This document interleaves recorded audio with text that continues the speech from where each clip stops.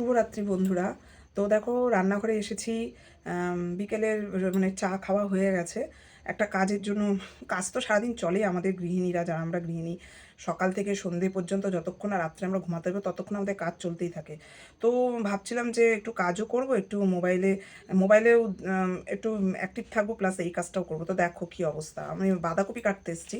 বাঁধাকপিটা দেখো কীরকম, দেখো তোমাদেরকে ভাবলাম ভিডিওটা দিই। এই দেখো কেমন বাঁধাকপি, দেখো ভেতরটা পুরো ফাঁপা, দেখেছো ভেতরটা পুরো ফাঁপা।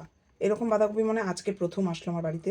এত বছর আমি বাঁধাকপি খাচ্ছি, এরকম বাঁধাকপি আসে না একদম। দেখো কিচ্ছু নেই, ফাঁপা, পুরো নিড আসে বাঁধাকপি, দেখেছো পুরো ফাঁকা, পুরো নিট বাঁধাকপি আসে। এতদিন ধরে বাঁধাকপি তোমাদের দাদাভাই আনে, কিন্তু নিট বাঁধাকপি আসে। আজকে দেখলাম প্রথমে এই বাঁধাকপিটা একদম ফাঁপা, তাই ভাবলাম তোমাদের ভিডিও করে দেখাই কি অবস্থা। দেখো দিনকাল কি অবস্থা, দেখেছো পুরো ফাঁপা বাঁধাকপিটা।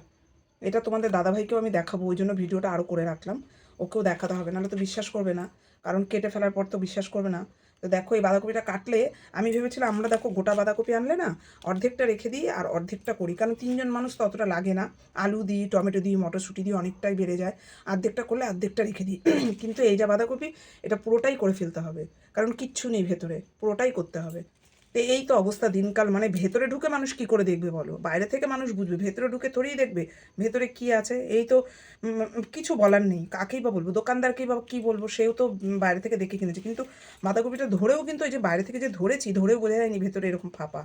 তো যাই হোক, তোমাদের সাথে শেয়ার করলাম।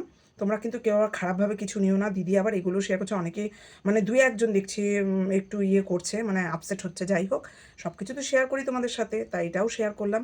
তো বেশি বড় করবো না, ভিডিওটা এখানেই রাখছি। পরের ভিডিওতে আবার তোমাদের সাথে দেখা হবে, সরি, পরের ভিডিওতে আবার তোমাদের সাথে দেখা করছি। ততক্ষণের জন্য সবাই ভালো থেকো, সুস্থ থেকো, টাটা।